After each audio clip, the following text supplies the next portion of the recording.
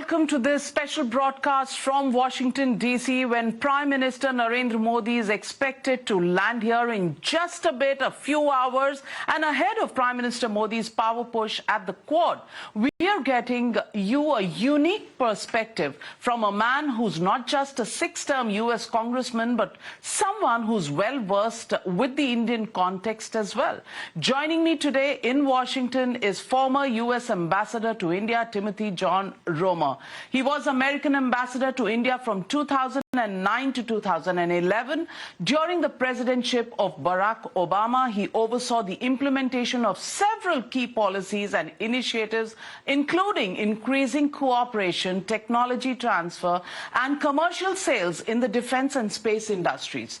Tim Roemer has been responsible for broadening and deepening the U.S.-India partnership and has in the past called for America to show greater flexibility towards India. It's significant that he's joining me today since he has been a vocal advocate for a stronger Quad and better ties with India. Thank you very much, Tim Roemer, for joining me. My pleasure. Good to see you again.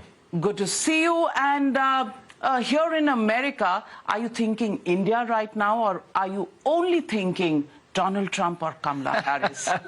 I'm thinking all of the above. You have to be playing strategic chess in America and in India, with the world changing and all the things going on that we don't expect every other week, it seems, in American politics. So what are you thinking?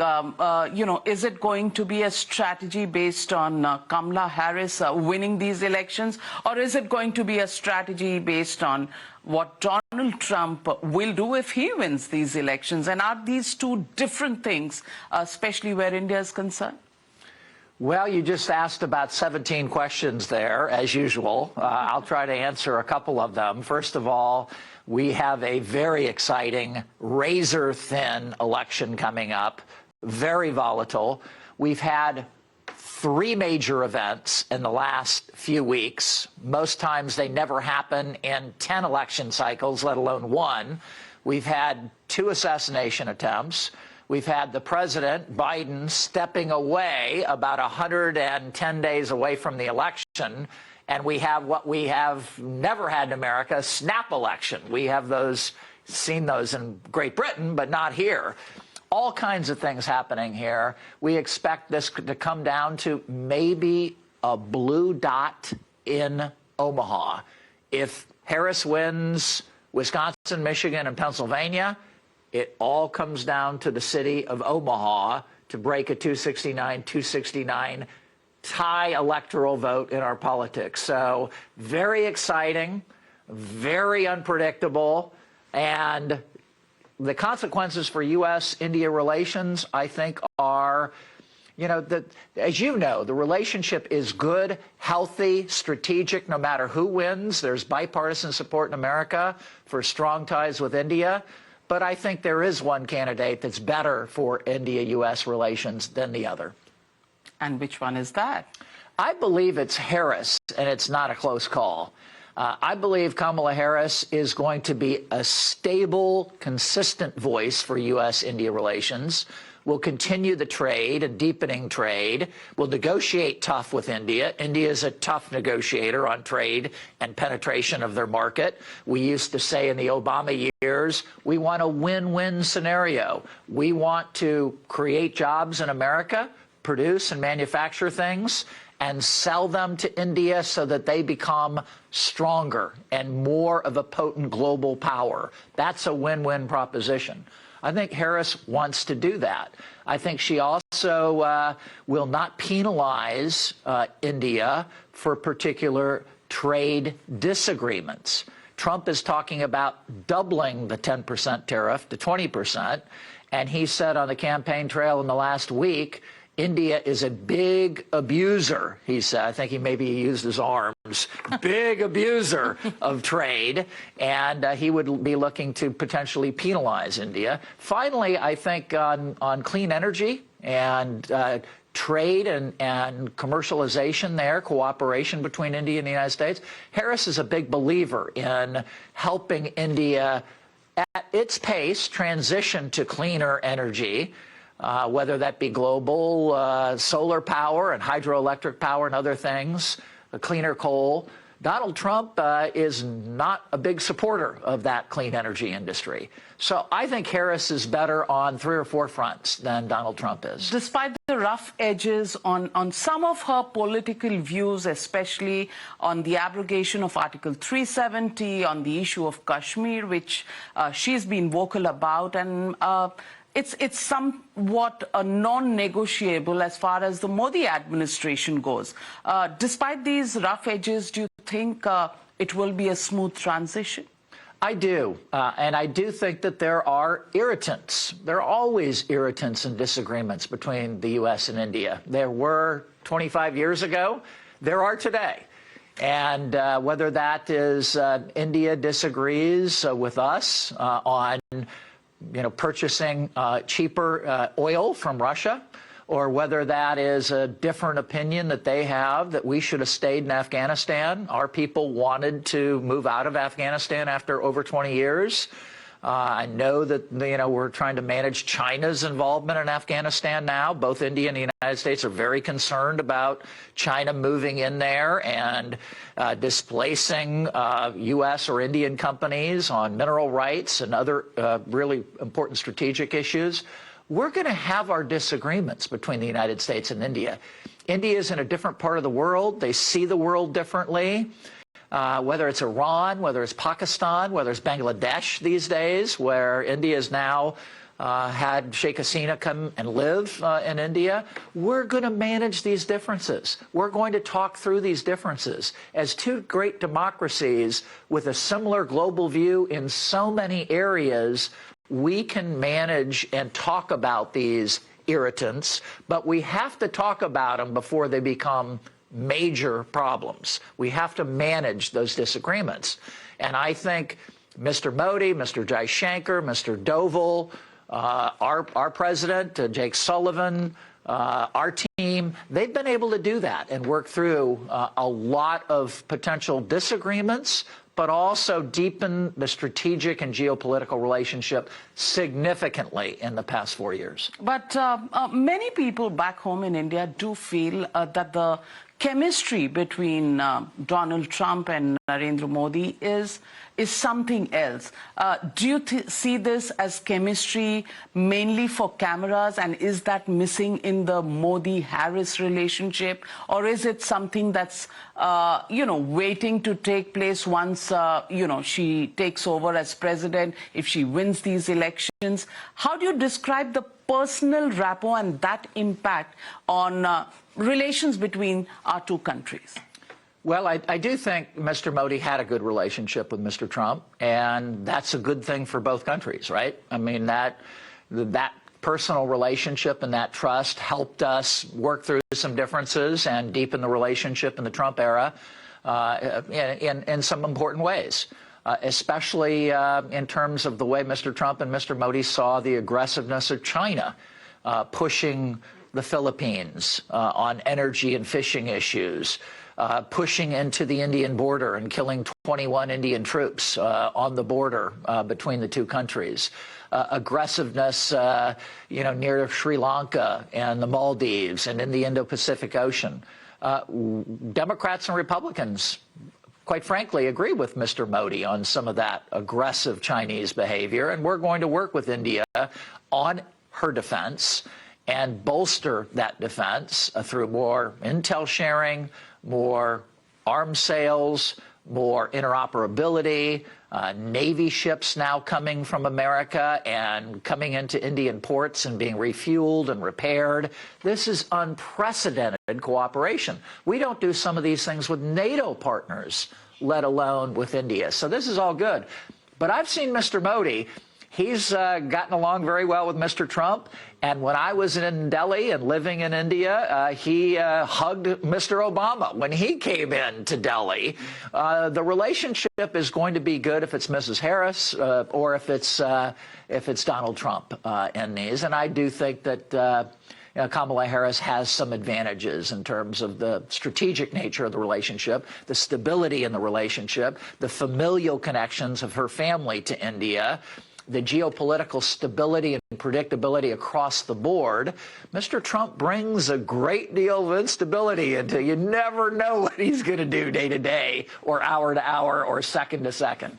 That's true. But if, let's say, you were to give, as somebody who's been in India, has seen Prime Minister Modi at close quarters, let's say this is a mock briefing session for Vice President Kamala Harris. What would you say to her about the advantages of dealing with Prime Minister Modi, and where would you ask her to be treading a little carefully? Well, I found, for instance, when we talked to India about human rights and democracy, it is very important and crucial for us to keep in mind that our democracy is not perfect. We're going through a very volatile time in America right now. I'm a Democrat. Donald Trump's a Republican. I think we should double the security around Mr. Trump and pay for those resources right away. Congress should pass an emergency provision to make sure that Mr. Trump is safe and secure. We do not want any kind of violence threatening our elections and our election outcomes and our trust in our elections. And both sides should be toning down the rhetoric in America. Both sides should be condemning violence, whether it's on the left or the right. Both sides should be advocating for acceptance of the election results. And both sides, Democrats and Republicans, should be advocating for a peaceful transfer of power, something we've done for 248 years in America. I do want to say to your viewers, a heartfelt and enthusiastic congratulations to the people of India. 645 million people voted. They accepted the results of the election, even though Mr. Modi maybe wanted to do better. He went, he accepted them, he formed a coalition government. There was no real violence in the country at all. And India's conducting of this election that they just went through is a beacon of hope, of liberty and freedom to Asia, to the world, quite frankly. And that's something that the United States and India, we should be talking about. How do we both improve our democracies? As the oldest and the biggest democracies in the world, how do we share best practices to make sure that we're evolving in this quickly changing environment that we all live in? Social media, Russia and China, all the things that are out there, the little nations that are volatile, as Bangladesh just went through a big change. We need to be able to work together and partner together in this world, and sharing best lessons learned in democracy is key, and not just pointing the finger at one another about the faults that we see in each system, which is evident out there, and we all know it's there. I would also say Mr. Modi is someone who is going to spend a lot of time on geopolitics. He and Mr. Jaishankar have been working together with Mr. Doval for a long time now. Yes. They have a near neighbor policy that they want to implement that we can work with them on. We have the Quad this weekend that is historic in terms of Mr. Biden welcoming Mr. Modi to his hometown, not just in Delaware, Delaware, at his home, in his hometown. Talking about the strategic nature of the Quad. I was briefed on this by the White House yesterday. There are going to be strategic alignment announced in the Quad between the four countries on Saturday. There are going to be significant deliverables announced, and there are going to be some long-term institutional pronouncements that talk about how we keep the Quad going in the future in a significant, strong way, in healthcare, cybersecurity, technology exchanges like the ISET that Mr. Doval and Mr. Sullivan have been working on to implement. Technology is the key. Chip manufacturing is the key. We all know that with AI. We all know we can't do that with China. We all know we can't rely on Taiwan to do that. So how do the United States and India, trusted partners, talk about the future of AI, undersea cable technology, and protecting the integrity of that?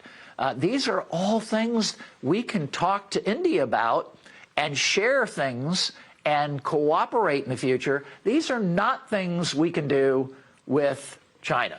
Absolutely, and Prime Minister Modi is very focused on the semiconductor base that should shift out of China into India, and they're looking forward to that. But somewhere, I think across the world, while the Quad has worked, it was revived during Trump's regime, and then has worked very well during President Biden's term as well.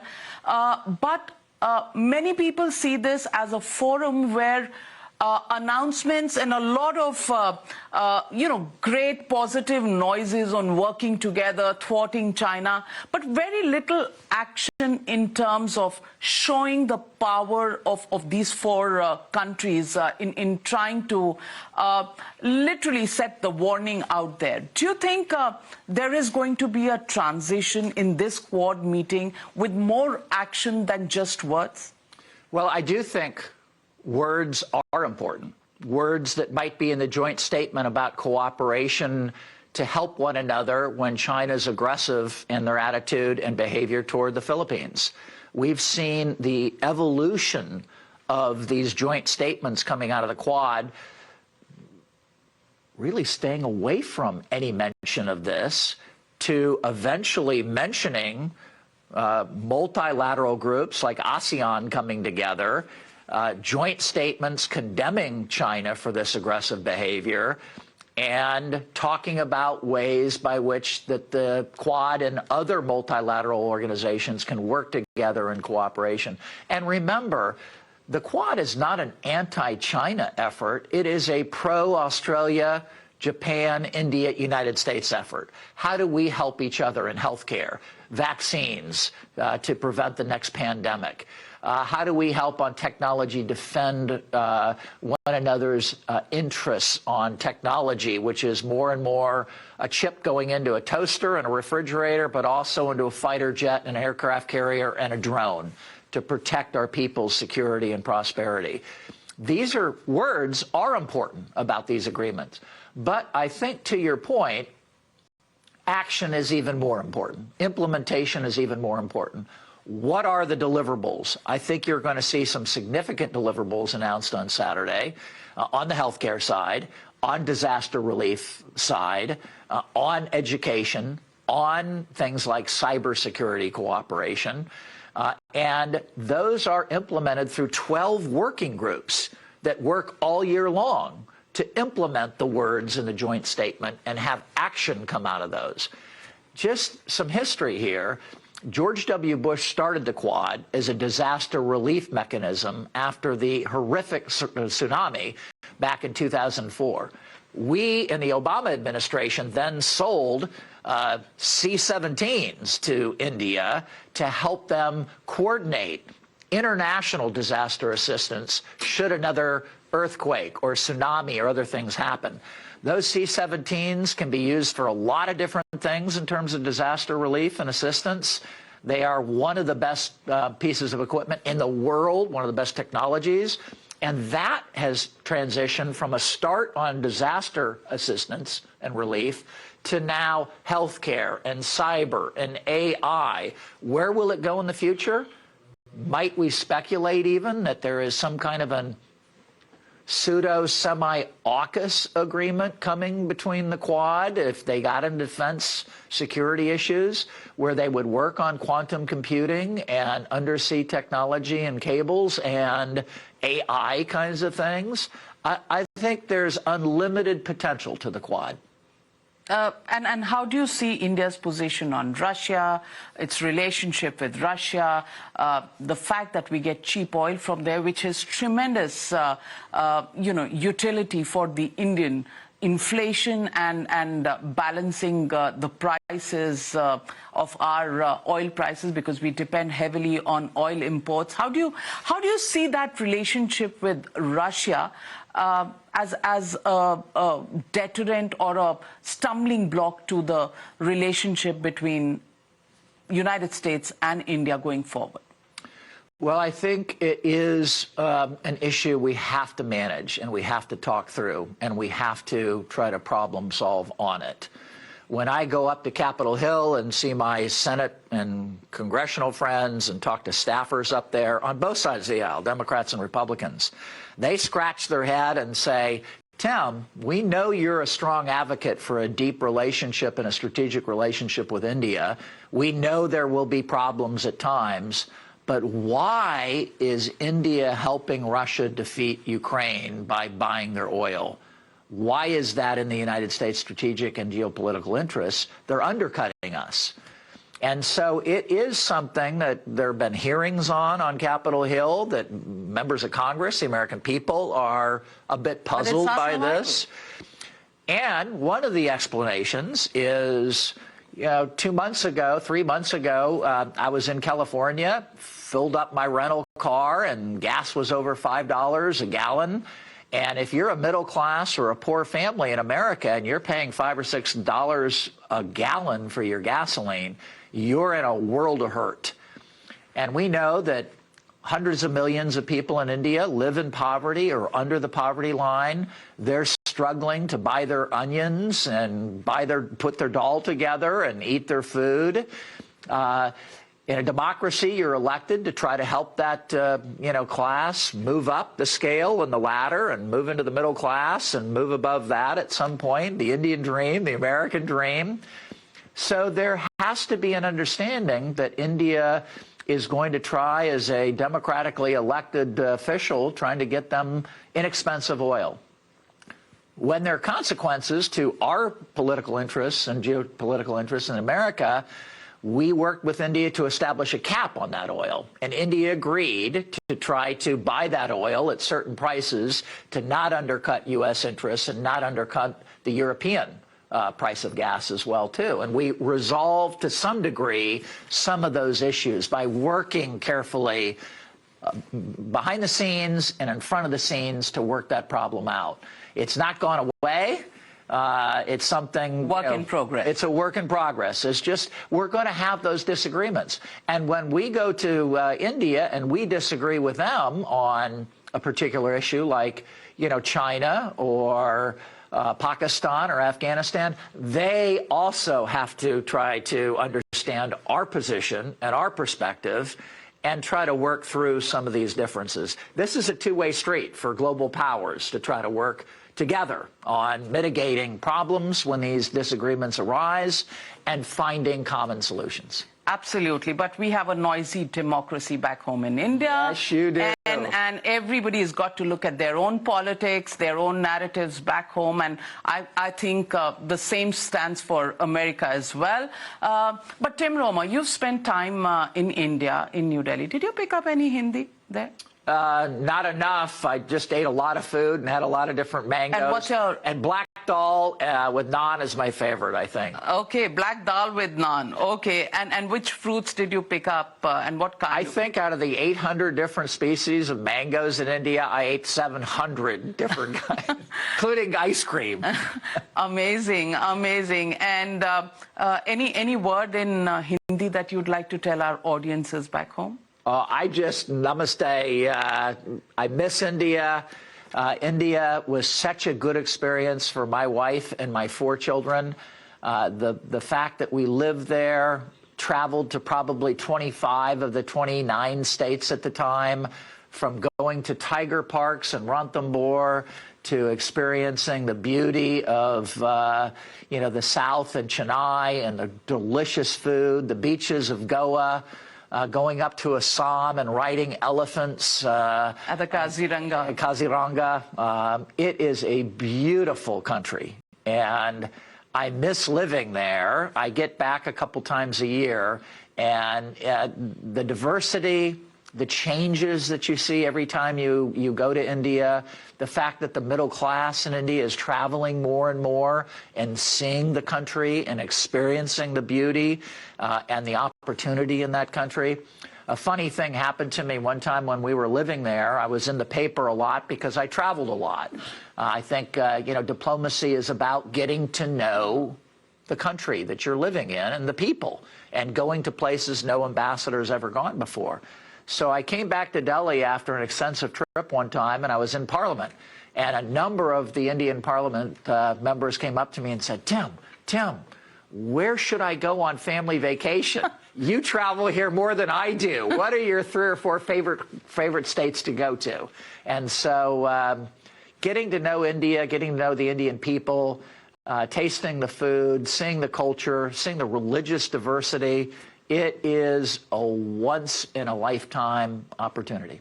Well, on that note, well, I'm sure back home, everybody in India would lap up the words that you've said, because yes, diversity and unity exist together in India, and we're a throbbing democracy just like the one in the United States. We've seen a great election, noisy, but a great election taking place. We're looking towards a great election and results in the United States of America. But thank you very much, Tim Roemer, for joining me, and big namaste from all Indians to you. And come back soon in the mango season, or maybe even earlier, for your dal makhni and naan, which is waiting. And I'm a Punjabi, so Now there's some good food, too. I would take the journey up there on the train often just to eat the food. Yes, and more of that food back home in India. We welcome you. Thank you very much for joining me here and giving us an insight into what America is thinking about India.